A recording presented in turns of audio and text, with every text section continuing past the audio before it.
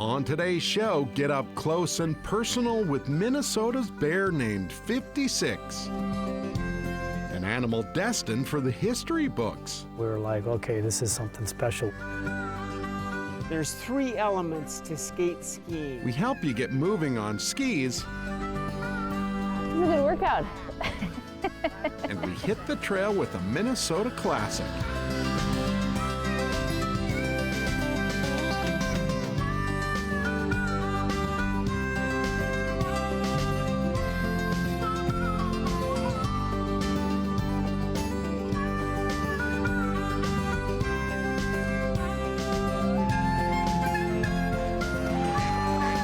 Minnesota Bound.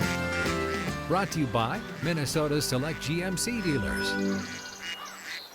Hey everybody, welcome to the show. Up first, it's Minnesota's most famous bear. But what's odd is most folks don't even know anything about it. That's exactly why Ron Shera headed north to share the story of a bear with a very special number. In the beginning, she was just any old bear. She was known simply as Bear 56. It's a number assigned by Minnesota's bear researcher, Dave Garcelis. Eventually, as she started living older, we were like, okay, this is something special. Special indeed, Bear 56. There may not be another like her ever. So, once upon a time, this is her story. She was caught the first year of our study in 1981, and we pull a small tooth, and we can section the tooth and determine how old they are, and she's 7. We put a radio collar on her and tracked her for the rest of her life. Constant radio signals from her collar revealed her every move as she roamed the Chippewa National Forest near the town of Marcel. Her travels also revealed her personality. She was a shy bear. We attribute that to her basically staying away from people. We refer to her as the shy bear because she did not go to hunter's baits, she did not come around garbage cans and things, and she just stayed away from people. Come wintertime, Who's breaking trails? Garcelis would revisit Bear 56, including other radio-collared bears, while they were hibernating. On this day, Garcelis and crew are employing snowshoes to reach a bear den where a female and her 3 cubs lie sleeping. We got out there, sort of snuck up behind her, was able to dart her. Quickly, Mama Bear is drugged and becomes very groggy. She had little tiny cubs last year, 3 pounds or so, and we thought they'd probably die.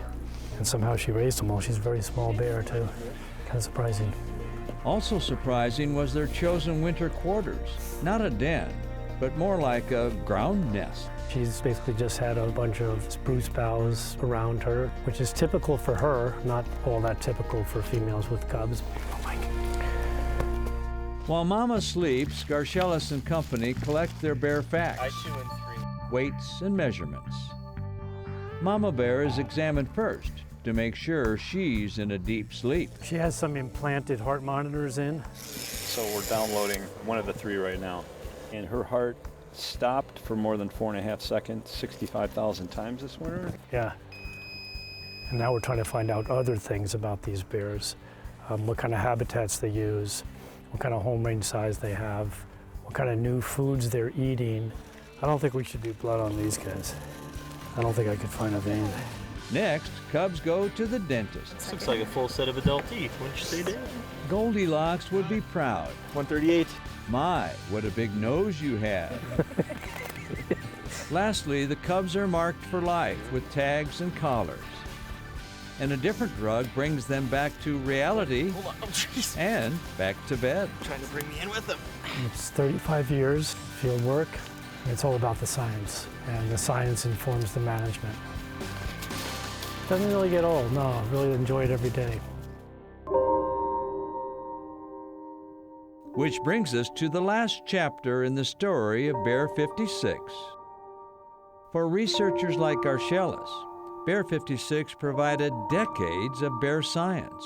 We've gotten like 70,000 teeth from bear hunters, and we've never had a bear that old. And so it was like remarkable to catch this bear and keep a radio collar on her. We advertised, please don't shoot this bear. She can't see very well, she can't hear very well. We asked people that were driving down the road in the home range where she lived to be careful of her. We wanted to see what would happen if she actually lived out her life. Then one day, in her 39th year, she went to an area she really hadn't used very much, and she just lay down and died, is the best that we could tell. And she lived to 39 and a half years old, which is the only bear in our entire study that has lived out her life and died of natural causes. Let's use our arms. Up next, we help you get started on skis. They're a bunch of fun when the snow flies. Minnesota Bound is brought to you by Minnesota Select GMC Dealers, Rapala Ice Force, Star Bank, and by Chase on the Lake.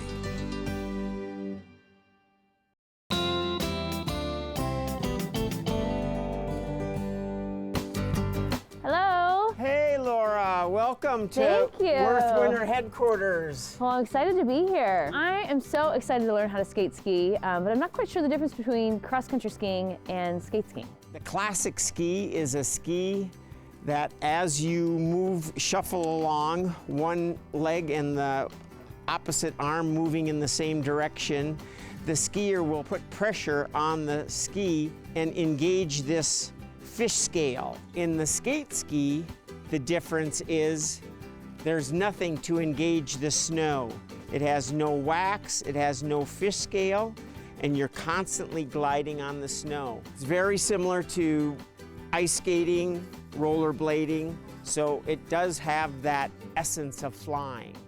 So today I want to give you a license to fly on snow. All right, I like that. So if I wanted to just get started, I've never done skate skiing before, what would be the first steps? Making sure that you've got the right size skis and poles for you.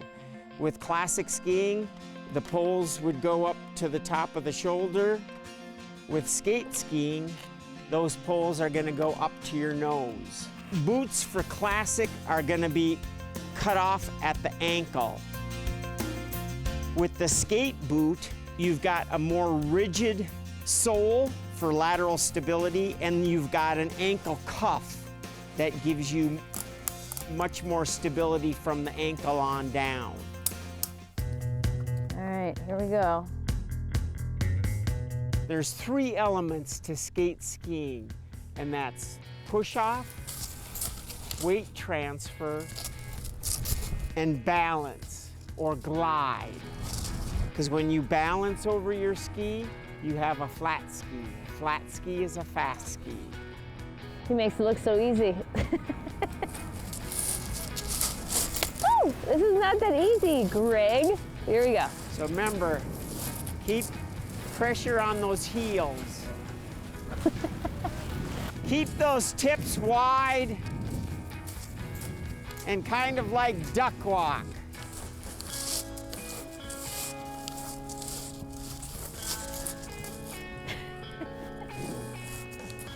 I've always wanted to look like a fool on television. Let's use our arms like a speed skater and get your weight over your ski. Woo! This is a good workout. But we'll get on our poles now. Yay! So the thumb will go in the small hole and the strap will fit over your wrist. We're going to be doing a little drill we call the lock and load.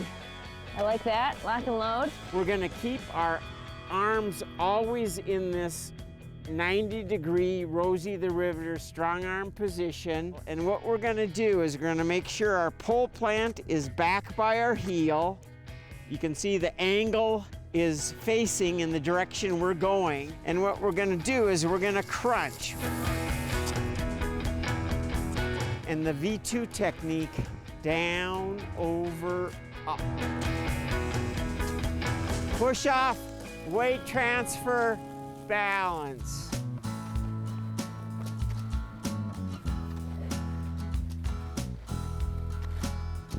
So now as we negotiate any hills and turns, you have to keep your feet light and keep them underneath you, because you're going to be doing little step turns. Oh boy.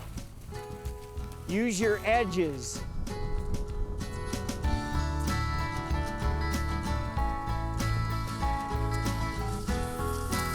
All right, Greg, thank you for the fun day and the fun lesson. Great, Laura, you did great. You learned the 3 elements of forward body movement, which was the push-off, the weight transfer, and the glide. You're ready to hit the trails. I love it. And the most important, you know, starting something new is not always easy, so taking a lesson is key, but most importantly, it's just get outdoors. So you ready to keep skate skiing? Let's go. Okay, let's hit the trail. Come on, baby. Straight ahead, Ron Shera escapes winter to help you feel like you're getting away too, at least for a bit. And then back to reality as Minnesotans celebrate life on cold, snowy trails. The trails are beautiful up here. Closed captioning is brought to you by Husqvarna.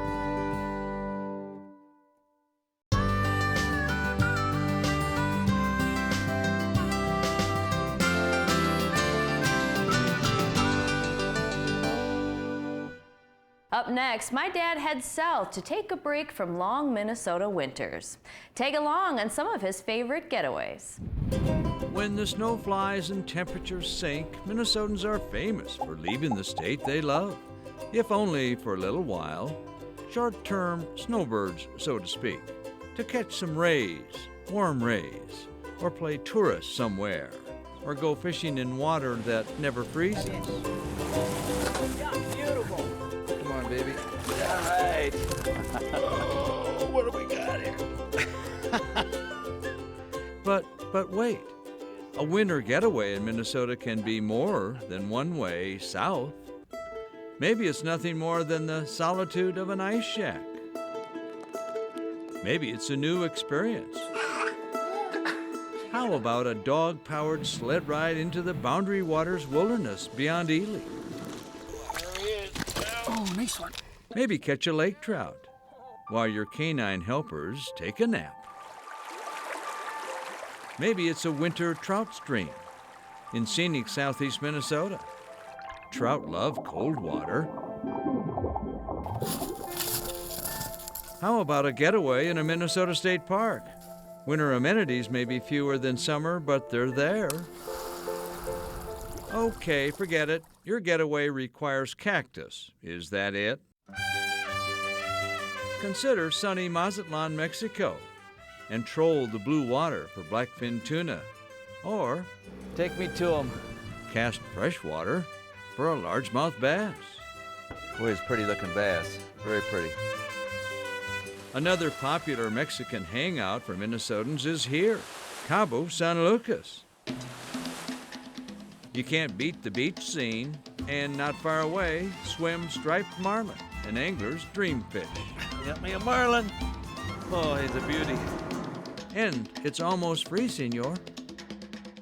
Closer to home, a winter getaway that pleases can be found in the Florida Keys, where I once fished with the late Jose Wahebe.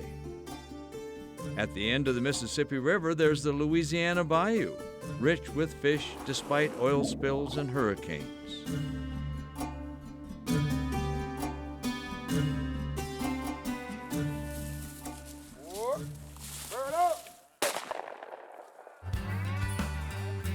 I'm claiming it. Maybe it's a January quail hunt in Georgia that means for you a break from winter. Good shot. Escape if you must.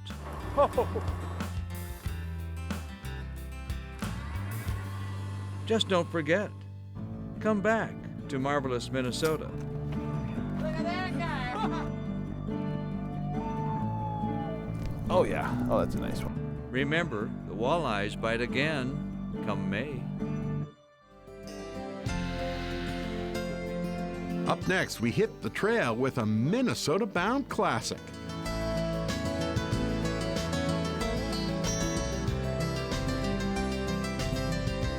Minnesota Bound is brought to you by Radco Truck Accessories. Connecticut.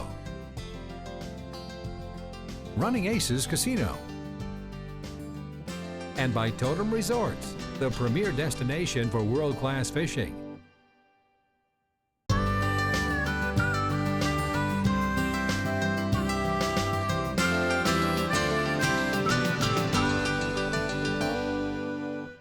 Today's Minnesota-bound classic proves that Ron Schera's winter rule applies.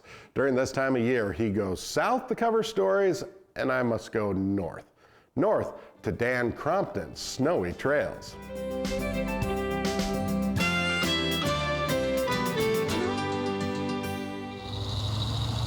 Up on Lake of the Woods, Minnesota winters sound a little something like this. There's a couple of them down here. Ooh, wow, he hit it hard. Ice fishing has always ruled the lake of 14,000 islands. It is the fish. These days, you'll find signs that the Lake of the Woods winter sports scene might be changing. At least a little bit.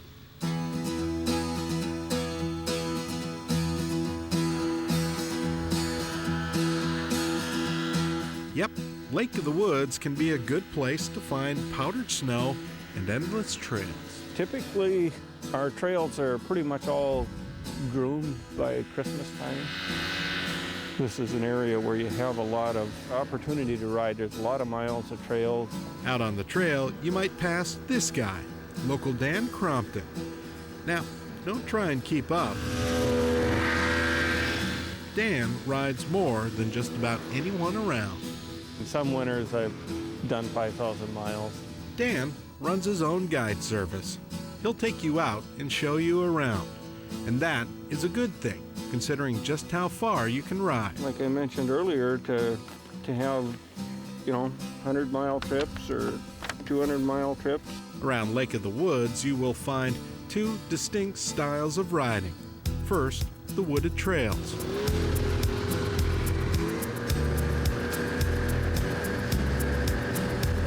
Most of the actual marked trails, you really don't need a guide, but on the lake. The lake, that is a different story.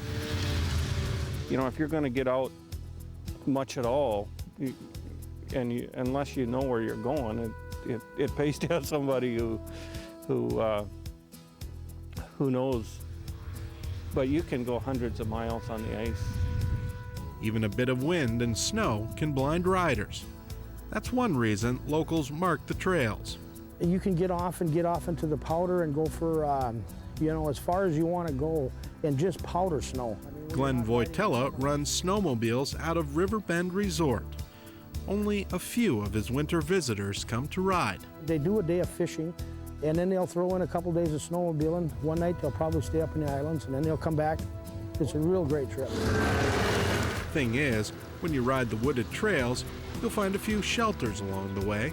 There had been an old shelter here for many, many years. Local clubs care for them.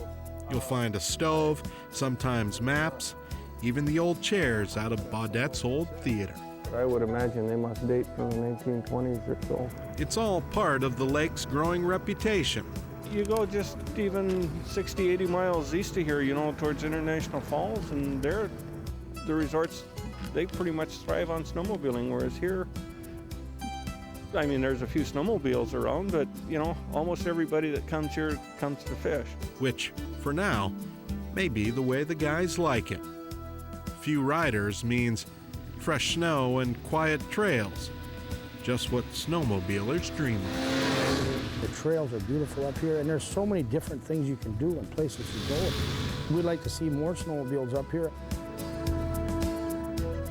Always so much fun to ride. Especially when we get a pile of snow, and I know a lot of folks are chomping for a bunch of it this year. Hey, let us know if you have a story idea. Or just drop us a note and let us know how we're doing. Visit our Minnesota Bound Facebook page or minnesotabound.com. That about does it for us this week. We'll see you back here next week. And in the meantime, don't forget to introduce a kid to the great outdoors. Transportation provided by Premier Transportation. Call 1-800-899-7433. To get more Minnesota Bound, including full episodes, go to mnbound.com. And to follow our latest adventures, like us on Facebook.